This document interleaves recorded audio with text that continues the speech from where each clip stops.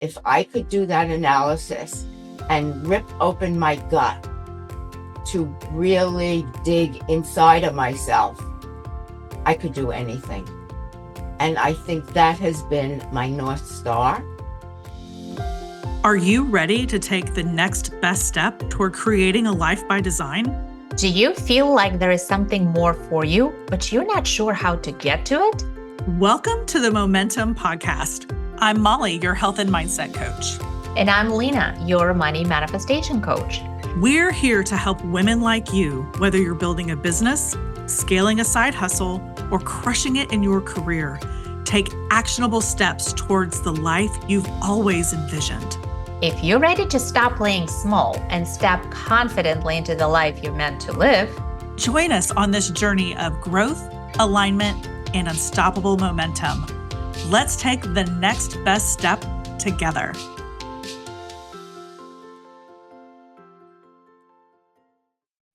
Hello, everyone. Today's guest is someone who is rewriting the rules about what's possible and doing it with style, strength, and some serious wisdom. Terry Yoffe is a 3-time certified executive business and communications coach, a top-ranked podcaster, and a bold voice in coaching and leadership. She has led a wildly successful career growing a multi-million-dollar media territory. She reinvented herself at 60, and now at 82, she's not slowing down. She's continuing to bust through societal norms and show us what it all looks like to lead with confidence, courage, and purpose. We are so honored to have her with us today. Terry, welcome to the Momentum Podcast. That's quite a build-up. I don't know where I go from there. Well, Molly, I adore you. We know each other. It's so wonderful to see you. Lena, your new friend, and I love your blue glasses. And I know today's going to be great. Yes. Well, I want to dive right in because you've got a history of bucking societal norms. And so we want to just dive in. So you've shared with us before that growing up, you saw yourself as the girl who wasn't supposed to make it. That really stuck with me. So it's a powerful contrast to the Terry that I know.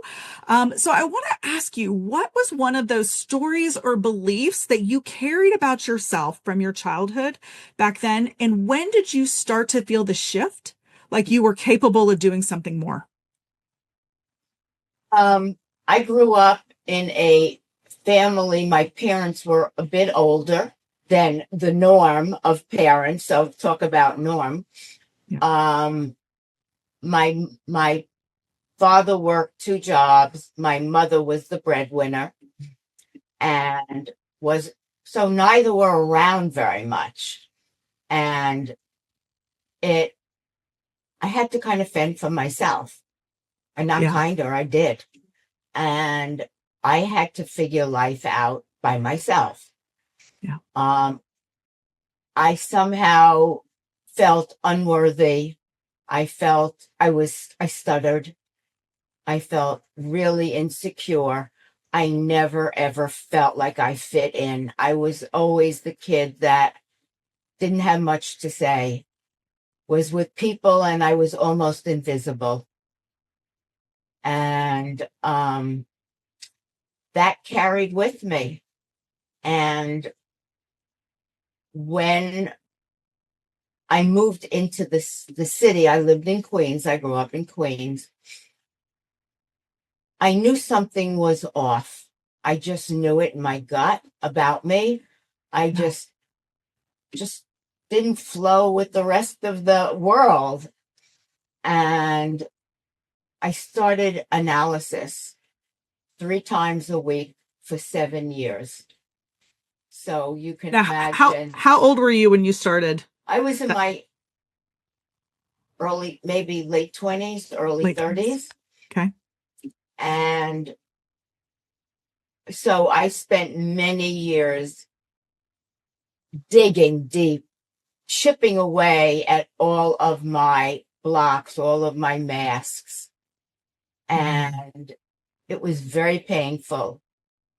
and very challenging because most people today wouldn't even consider that route. And I understand that. I might not either today, but back then I did. And I started understanding my childhood, me, what I was about. And, you talk about societal norms. Most people back then got married in their 20s, had 2.5 kids, mother stayed home, fathers worked, and at 60 something, they retired, or 65. So I never followed any of those norms.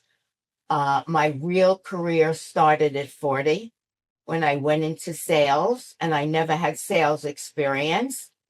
But somebody I knew said, well, the fashion world. I said, but I don't know sales. She said, you'll figure it out. And I could have said no, and we wouldn't have this conversation. I said yes, which I did a lot of, not realizing. And I was highly successful. People loved doing business with me. And then I went on to Condé Nast and spent 11 years there being highly successful. And, at 60, which is never a time when people do anything, I was in my own business, and it was great until it wasn't, until the landscape changed and you had to find something else. I wasn't going to retire. So in a lot of digging, I found coaching at 60. Terry, let me ask you a question before we dive into coaching, which is the topic that is near and dear to our hearts. I wanted to just kind of reverse a little back to your corporate career. Partially because I come from corporate. I was in big C corporate for 25 years. And it definitely comes with certain perks, literally and figuratively speaking. And also, I know how it is to be the only woman in the room. Even though I was in corporate in like late 90s and early 2000s, there was still almost like an unspoken, like, oh, lunch was brought up. Are you going to help serve it? That kind of stuff. So I'm just curious because you were extremely successful in the corporate world and probably in one of the most male dominated areas, which was sale. So what was experience like for you? And also, what mindset did you actually lean into to not just survive, but actually make a lot of money? Yeah. And that was I was at Women's Wear Daily, where there were women and men, and I had a territory, so nobody poached it. Right? I had my own territory. When I went to Condé Nast, I was at the New Yorker and Bon Appetit. And at the New Yorker, sometimes you share territories, right, with another salesperson. And yet there were women. There were women salespeople, but the men, a few tried to infringe, shall we say, on my territory or my pieces of business. And they learned pretty quickly that that wasn't a thing I was going to tolerate. I wasn't willing to do that if it wasn't something that they had a part of. But if they wanted to come in and reach in and take it or share it, they came up against the wrong person, shall we say. But I would say that at both the New Yorker and Bon Appetit, there were more women salespeople than men. And actually, I think the women did a lot better than the men did. Why do you think women at times do that? And the reason I ask, I'm currently working with a client who is starting her own coaching agency, and she specifically wants to focus on male financial advisors to help them sell and coach female clients. And I was like, that is such an interesting niche. And she's like, because have you ever sat down with a male financial advisor? Like, if you want to revisit your childhood, do that. They don't know how to speak to women, even if the woman across the table has several $1,000,000 to invest. Right. So why do you think women tend to do better in sales once they allow themselves?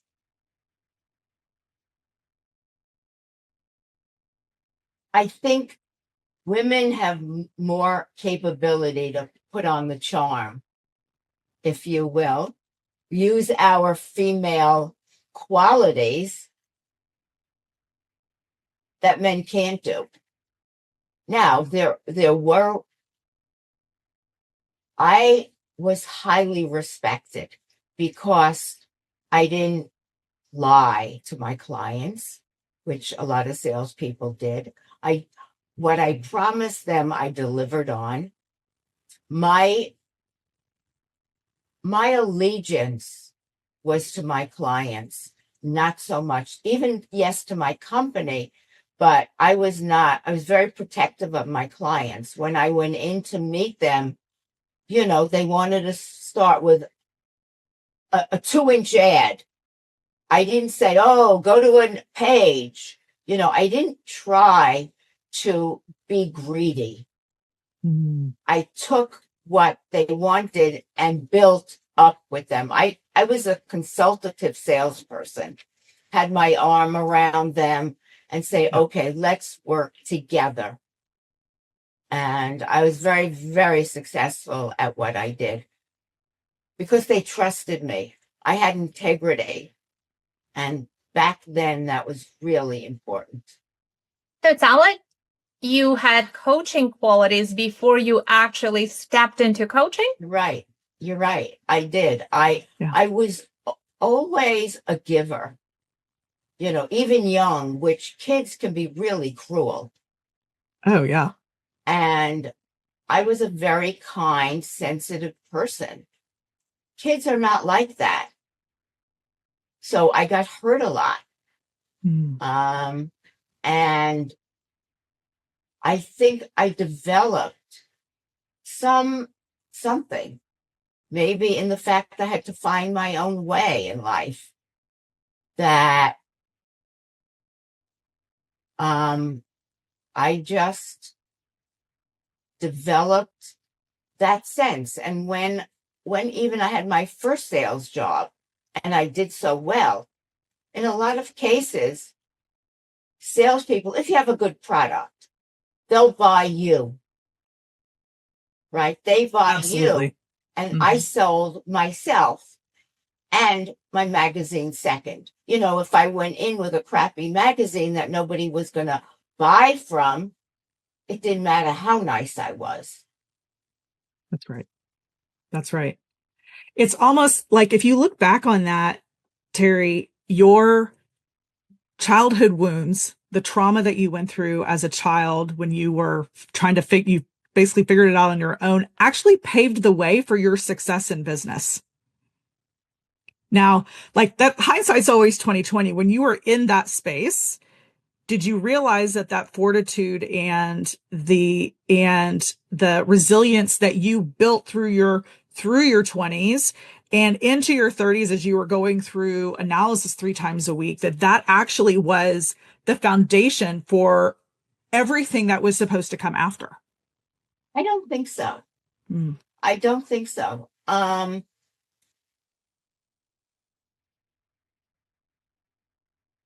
think for me, it was always proving myself. Always proving myself. Okay. Back when I was at Condé Nast, I did really well. And for me, a value was how much money I made. Oh, I think a lot of us have lived in that space where the worth was tied to the paycheck or the title or the accolades or the external validation. Yeah. Right. And that was important to me. And I did phenomenally well, really. I even surprised myself at that. And just segueing, my husband for a long time suggested I leave and go into my own business as a hired gun salesperson. And I didn't. Who was going to leave the benefits, the money, everything else, the camaraderie. Yeah. However, I got to a point where it was time for me to play in my own sandbox. And this is where I think everything came into play. And all of a sudden, people came to me and said, "Oh, we'd love to hire you as a part-time." And it's like I left with a couple of things under my belt. But as I say, I left. I got in my rowboat and I left that shore. And I kept looking back and saying, did I make a mistake? And I kept reaching until I couldn't reach anymore because I was in the middle of wherever I was and I just went to the next shore. And I think, even though I didn't think about it, somewhere in me, all those years catapulted me to that next shore and starting my own rec company, which I did. So I started a rec company and did phenomenally well because everyone knew me. Yeah. And when that landscape changed, then I had to figure out where was I going. Right. And I wanted to be a therapist. But that was the first thing. Because of all my therapy, I loved the human mind. Of course, it was my own. But yes. But everyone's is the same. That piece of machinery is exactly the same for everybody. Doesn't matter. Yeah. And that didn't work out. And so talking to people and exploring, I found coaching and said, okay, so here I was, somebody that had been at the top, now was in the basement in a way, because I had to start all over again at 60. And people said, are you crazy? What are you doing? And not only did I get a certificate, I went on to do 6 months of certification, which was like, really? Am I going to do this? Right. It was 6 months. And then, of course, it was a written and an oral exam. Yeah. So here I was at 61, 62, taking an oral and written exam, which I passed. Amazing. When you look back at that time, because you built this amazing career, then went out on your own using the connections that you had established in your previous roles, and then decided, okay, I'm gonna get in the boat and I'm gonna head towards a different shore. When you look back at that time, when you were the coaching shore, you were pulling up to that shore, and you're like, okay, I'm going to make a go of this. I'm going to do the certification. When you look back at that season, when you were establishing your coaching business, what would you tell yourself back then? Like today, seeing what you've done in the last 20 plus years with coaching, what would you tell that 61-year-old self again about that season in life? I would love to know that, because I'm in that season. I'm still in corporate. I have my coaching business. I'm straddling both right now. And starting something and building something new. I mean, that's scary, So I really would love your insight. I think one thing was I was already married. So I had a landing. Sure. If that didn't happen, but it didn't matter to me. I took the courses. I joined the ICF, the International Coaching Federation, the New York chapter. And I slowly built this first website, and several people from my business world I coached. They were willing to take me on. And it was very slow. How do you segue from the world of business and advertising sales to a different world and a different. So coaching, I kind of had to find my way also. You know, fast forward, I probably coach differently today than I did then. And I got clients, people referred me. You know, the universe was there to support me. It was the right move. My belief is if I could go through a breakup of getting married, which I didn't many years before that, which devastated me, to my 7 years of analysis. And I always said, if I could do that analysis and rip open my gut to really dig inside of myself, I could do anything.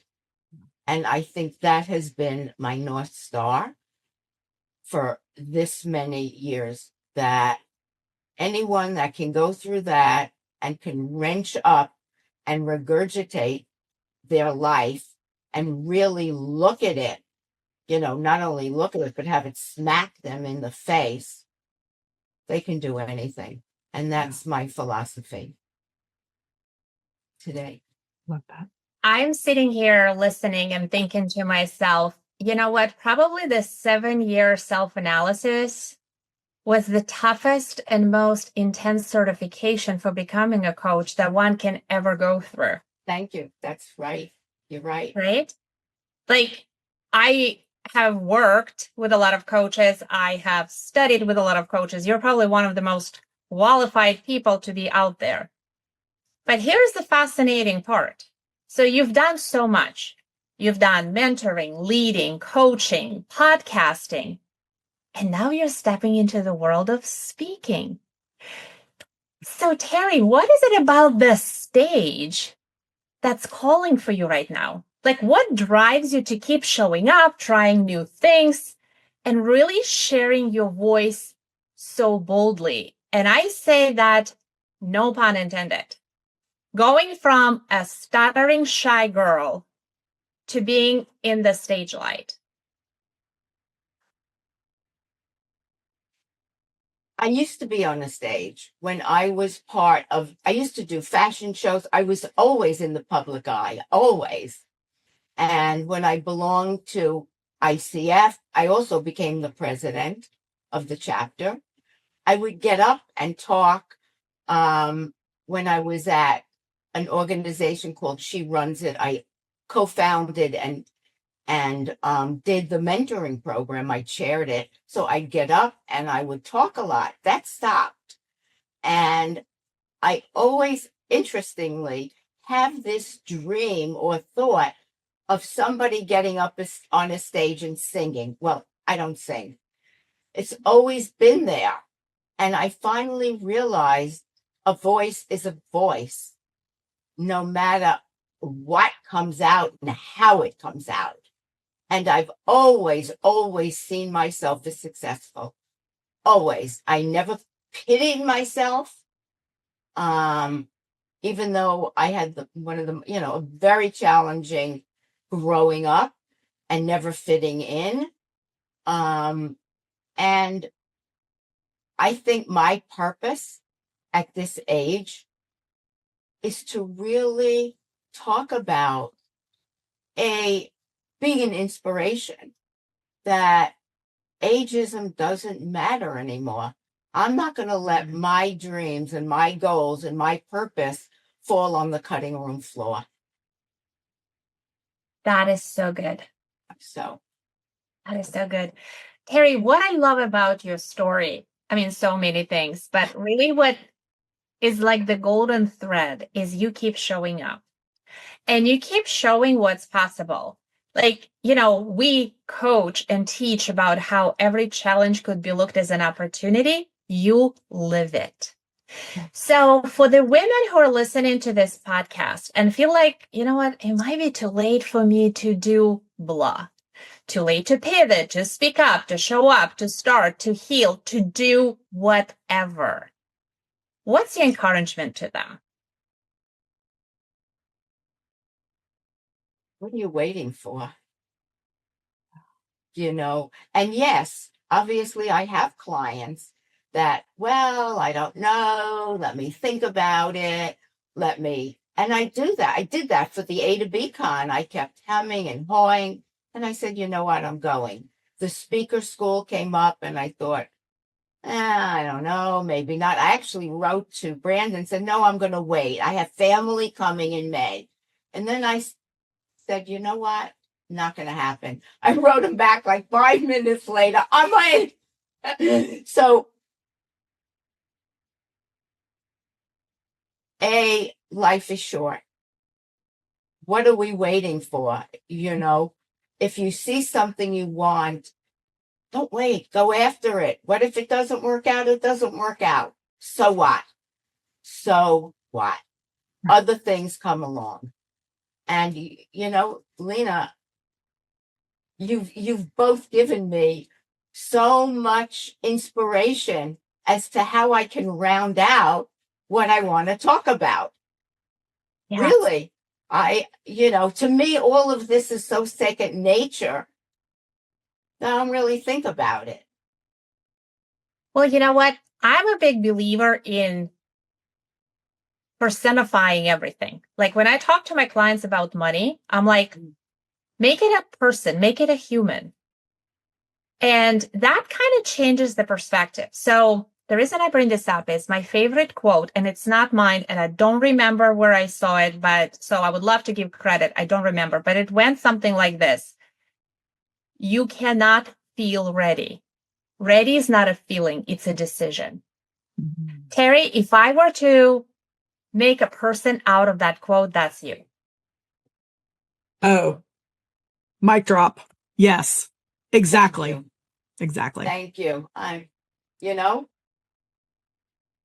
that's so true. And everyone should hear that. We're never ready. Or sometimes we are, but most of the time we're never, I got to get my shoes tied correctly.